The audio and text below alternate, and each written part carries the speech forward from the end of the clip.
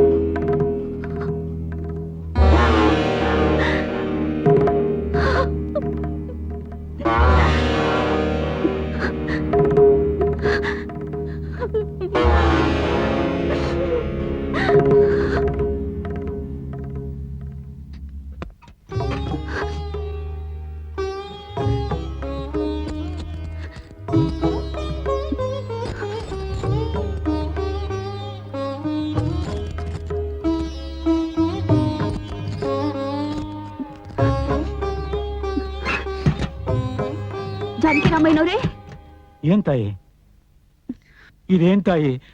ಹಣೆ ತುಂಬಾ ಕುಂಕುಮ, ತಲೆಯಲ್ಲಿ ಹೂವು, ಈಗಿದೆಲ್ಲ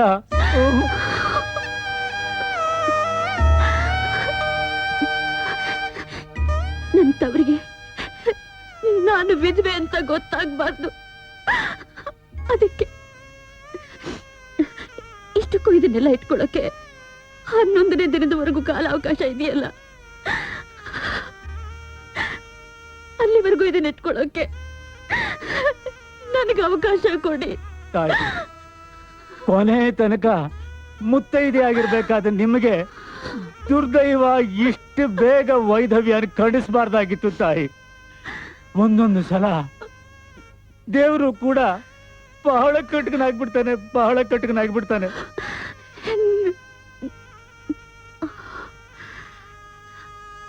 ಜಾನಕಿರಾಮಯ್ಯನವರೇ, ಹೊತ್ತಾಗತ್ತೆ, ಹೊರಡೋಣ. ಹಾಗೆ ನಮ್ಮ ಹಸು ಕರುಣೆ ತಗೊಳ್ಳಿ. ಹಸು ಕರುಣೆ ಯಾಕೆ ತಾಯಿ? ನಮ್ಮ ತಂದೆ ವಂಶಾನ್ ಬೆಳಗಬೇಕಾದ ನನ್ನ ಅಣ್ಣನ ಮಕ್ಕಳು ಹಾಲು ತುಪ್ಪ ಮೊಸರು ಇಲ್ಲದೆ ಹೇಗೆ ಸ್ವರ್ಗ ಹೋಗಿದ್ದಾರೆ ನೋಡಿದ್ರಲ್ಲ. ಅವ್ರು ಚೆನ್ನಾಗಿರ್ಬೇಕು, ನನ್ನ ತವರು ಉದ್ಧಾರ ಆಗ್ಬೇಕು. ಅದಕ್ಕೆ ಇದನ್ನ ಕೊಡ್ತಾ ಇದ್ದೀನಿ.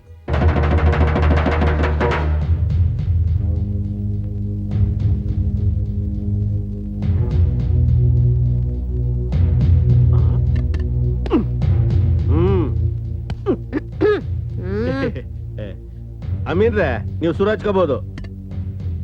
ಈಗ ಹರಾಜ್ ಶುರುವಾಗುತ್ತೆ. ಕೂಗೋರೆಲ್ಲ ಕೂಗ್ಬಹುದು. ಸರ್ಕಾರಿ ಸವಾಲ್ 50,000, 60,000, 60,000, 60,000, 60,000 ಒಂದ್ ಸಾರಿ, 60,000 ಎರಡ್ ಸಾರಿ, 70,000, 70,000, 70,000, 80,000, 80,000, 90,000, 90,000, 95,000, 95,000, 1 ಲಕ್ಷ, 1 ಲಕ್ಷ ಒಂದ್ ಸಾರಿ, 1 ಲಕ್ಷ ಎರಡ್ ಸಾರಿ, 1 ಲಕ್ಷ ಎರಡ್ ಸಾರಿ. ನಿಲ್ಸಿ, ದಯವಿಟ್ಟು ಈ ಹರಾಜ್ ನಿಲ್ಸಿ, ದಯವಿಟ್ಟು. ಕ್ಷಮ್ಸಮ್ಮ, ಹರಾಜ್ ನಡೆಸ್ತಾ ಇರೋರು ಬೋರ್ಲಿಂಗಣ್ಣವರು. ಅವ್ರ ಹರಾಜ್ ನಿಲ್ಸು ಅಂದ್ರೆ ನಾನು ನಿಲ್ಲಿಸ್ತೀನಿ. ಜೋತವ, ಎಂತ ಕೆಲಸ ಮಾಡ್ತಾ ಇದ್ಯಾ? ಬಿಡುತ್ತಾಯಿ, ಕಾಲ್ ಬಿಡು. ಬೋರ್ಲಿಂಗಣ್ಣವ್ರೆ, ಈ ಮನೆ ಮೇಲೆ ಎಷ್ಟು ಸಾಲ ಇದೆಯೋ ಅದನ್ನೆಲ್ಲ ನಾನ್ ತೀರಿಸ್ತೀನಿ. ದಯವಿಟ್ಟು ಈ ಹರಾಜ್ ನಿಲ್ಸಿ. ಏನ್ ಮಾತಾಡ್ತೀಯ ಜೋತವ ನೀನು? ಅಸ್ಲು ಬಡ್ಡಿ ಎಲ್ಲ ಸೇರಿ 1 ಲಕ್ಷ ರೂಪಾಯಿ ಆಯ್ತದೆ. ಅಷ್ಟೇ ತಾನೇ? ನಾನ್ ಕೊಡ್ತೀನಿ. ನನ್ ಮಾತಿನಲ್ಲಿ ನಂಬಿಕೆ ಇದೆಲ್ಲ, ಬೇಗದ ಕೈ ಕೊಡಿ. ನಿನ್ ಮಾತಲ್ಲಿ ನಂಬಿಕೆ ಇಡ್ದೆ ಬೇರೆ ಯಾರ ಮಾತಲ್ಲಿ ನಂಬಿಕೆ ಇಡ್ಲಿ ತಾಯಿ? ನಾನು ನಿಮ್ಮಪ್ಪ ಮಾಡಿ ಸಾಲಕ್ಕೆ ಎತ್ಕೊಳ್ ಬಿಡಿಸ್ಕೊಡೋಕೆ ಅಂತ ಕಿವಿಲಿದ್ದ ವಾಲೆ ಬಿಚ್ಕೊಟ್ಟಿದ್ದೀನ, ಇನ್ನೂ ಮರ್ತಿಲ್ಲ ಕಣವ ನಾನು. ನಿನ್ ಮಾತ್ ಕೇಳಿಲ್ಲ ಕಣವ, ಹೇಳಿಲ್ಲ. ಅಮೀನ್ ಸಾಹೇಬ್ರೆ, ಹರಾಜ್ ನಿಲ್ಲಿಸ್ಬಿಡಿ. ಹರಾಜ್ ನಿಲ್ಲಿಸ್ಕೊಡ್ದು. ಸಾಕ್ ಸುಮ್ಮನಿರಯ್ಯ. ಹರಾಜ್ ನಿಲ್ಲಿಸ್ಕೊಡ್ದು ಅಂತ ಹೇಳೋಕೆ ನಿಮಗೇನ್ರಯ್ಯ ಹಕ್ಕಿದೆ? ಎಲ್ಲಿ ಹರಾಜ್ ನಡೆಸ್ತಾರೋ ನನ್ನ ಗಂಡ. ನಿಲ್ಸೋ ಹಕ್ಕೇನಿದ್ರು ನನ್ನ ಗಂಡನಿಗೆ ಹೊರತು ನಿಮಗೆ ಯಾರಿಗೂ ಇಲ್ಲ. ಆಹಾ, ಹರಿಯೋ ನೀರಿಗೆ ದೊಣ್ಣೆ ನಾಯಕನ ಅಪ್ಪಣೆ ಬೇರೆ ಬೇಕಾ? ಏನೋ ಊರ್ ದೊಡ್ಡ ಮನುಷ್ಯರು ಅಂತ ನಾವು ಮರ್ಯಾದೆ ಕೊಟ್ರೆ ಜಾಸ್ತಿ ಆಗೋಯ್ತು ನಿಮ್ದು. ಅದರ ಮೇಲೆ ತಾತ, ಅದರ ಮೇಲೆ ನಿಮಗ್ ಬೇರೆ ಹೇಳ್ಬೇಕಾ? ಏನ್ ಕೋಟಿ ಕುಳಿತಾ ಇದೆಯಾ ಅಲ್ಲಿ? ಹೋಗ್ರ ಮನೆಗಳ ಕಡೆ. ಹೋಗ್ರಿ ಅಲ್ಲಿ. ಏನ್ ನಿಂತ್ಕೊಂಡ್ ಮಾಡ್ತಾ ಇದ್ದೀರಾ? ಹೋಗ್ರಿ ಆ ಕಡೆ. ಏಯ್, ಮನೆಗ್ ನಡ್ರಿ.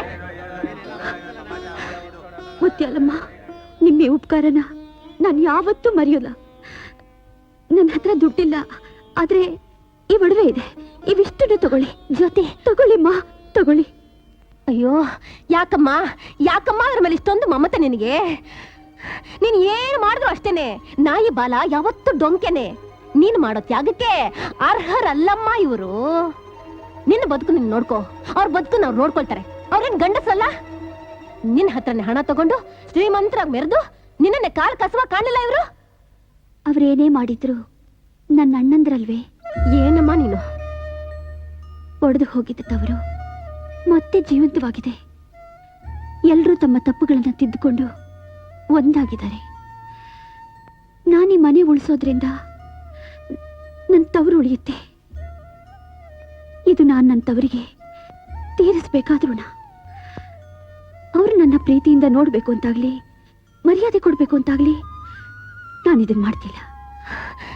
ನಿಜವಾಗ್ಲಮ್ಮ, ಈ ತವರಿಗೆ ನಿನ್ನ ಮಗಳಲ್ಲಮ್ಮ, ದೇವತೆ ತಾಯಿ, ದೇವತೆ. ನಿಜವಾಗ್ಲು ನಿನ್ನಂತ ಹೆಣ್ಣನ್ನ ಮಗಳಾಗ್ ಪಡೆದ ತಂದೆ ತಾಯಿ ನಿಜಕ್ಕೂ ಧನ್ಯರು ಕಣಮ್ಮ, ನಿಜಕ್ಕೂ ಧನ್ಯರು. ನೀ 100 ವರ್ಷ ಚೆನ್ನಾಗಿರು ತಾಯಿ, 100 ವರ್ಷ ಚೆನ್ನಾಗಿರು. ತಗೋ, ನಿನ್ ಕೈಯಾರೆ ಈ ಮನೆ ಬೀಗ ತೆಗೆಯಮ್ಮ.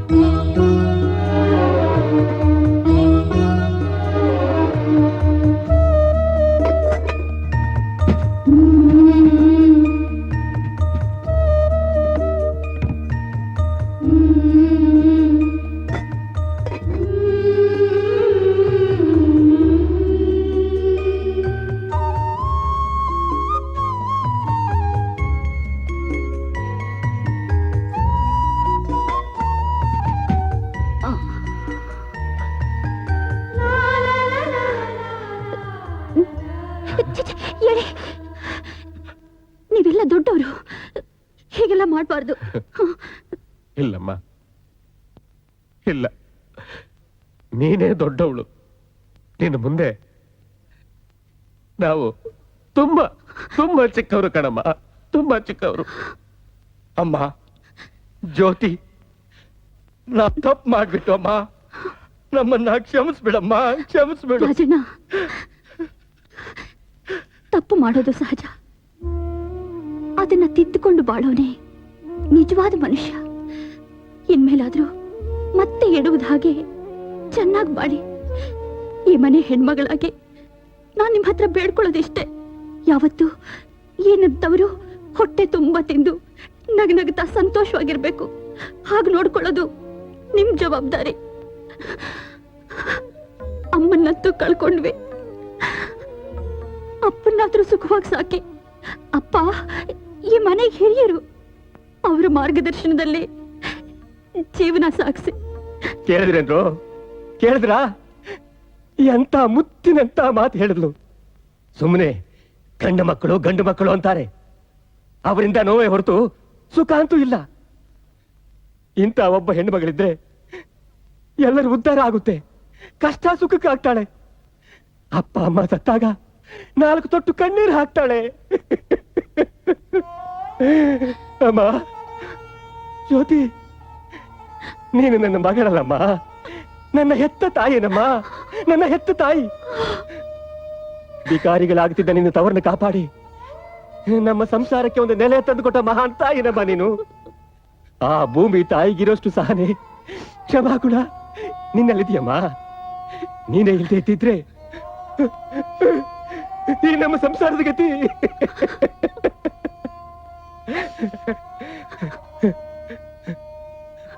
ಅಮ್ಮ ಜ್ಯೋತಿ, ಇಷ್ಟೆಲ್ಲ ಮಾಡಿದೀಯಾ?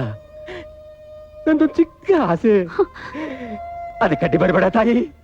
ಅಪ್ಪ ಅಪ್ಪ ಹೀಗೆಲ್ಲ ಮಾಡಬಾರ್ದಪ್ಪ. ನಾನೇನ್ ಹೆಚ್ಚಿಗೆ ಮಾಡಿದ್ದು? ಇದು ನನ್ನ ಕರ್ತವ್ಯಪ್ಪ. ಇದಕ್ಕಾಗಿ ನನ್ನ ಪ್ರಾಣನೇ ಒತ್ತೆ ಇಟ್ರು, 7 ಜನ್ಮ ಎತ್ತಿ ಹುಟ್ಟಿದ್ರು. ನಾನು ಹಾಲುಂಡ ತವರಿನ ಋಣ ತೀರ್ಸೋದಿಕ್ಕಾಗತ್ತೇನಪ್ಪ? ಇಲ್ಲ.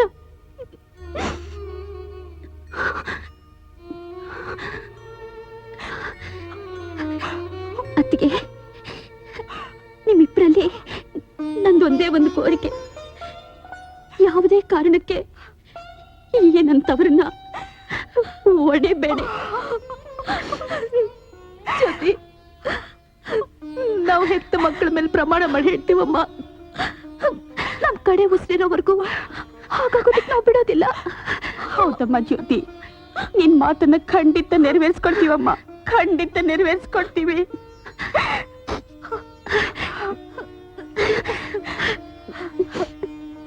ತುಂಬಾ ಸಂತೋಷ. ನಾನಿನ್ ಬರ್ತೀನಿ. ಒಂದ್ ನಿಮಿಷ ಇರಮ್ಮ, ಬರ್ತೀನಿ. ಇದು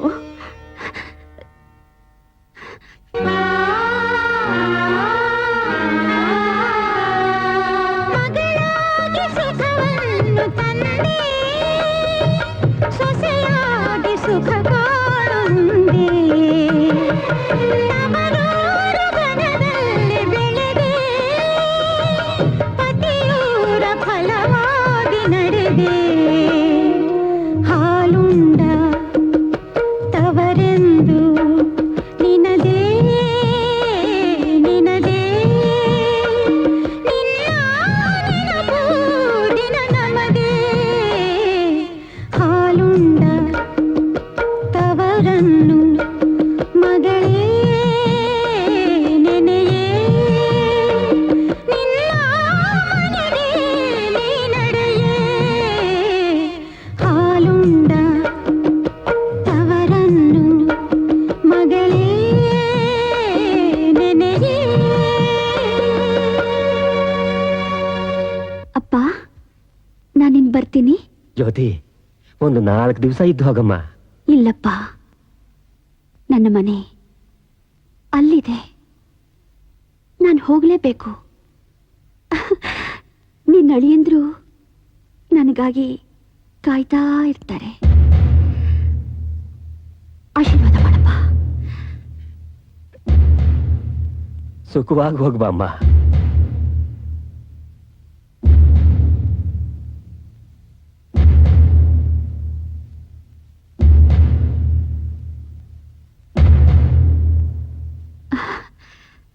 ಹೊರಡೋಣ. ಅಮ್ಮ, ಯಜಮಾನ ತೀರ್ಕೊಂಡ ವಿಷಯನ ನೀವೀಗಲೂ ತವ್ರಿಗೆ ತಿಳಿಸ್ದೆ ಹೋದ್ರೆ ಬಹಳ ತಪ್ಪಾಗುತ್ತಮ್ಮ.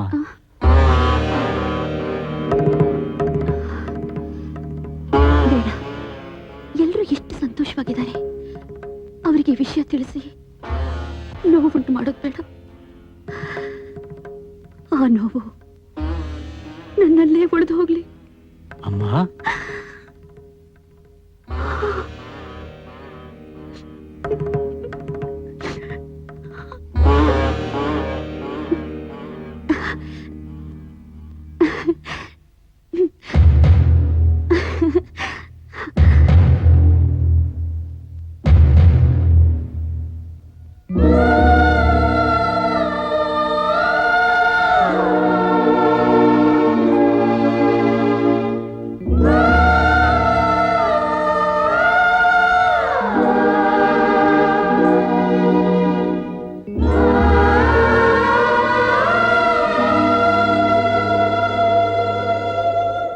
ಅಮ್ಮ, ಜ್ಯೋತಿ, ಇವತ್ತಿಗೆ 11ನೇ ದಿವಸ, ಮುತ್ತೈದವರೆಲ್ಲ ಬಂದಿದ್ದಾರೆ, ಎಲ್ಲಾ ಕಾರ್ಯಗಳಾಗಬೇಕು.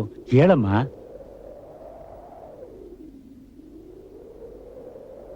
ಅಮ್ಮ, ಜ್ಯೋತಿ.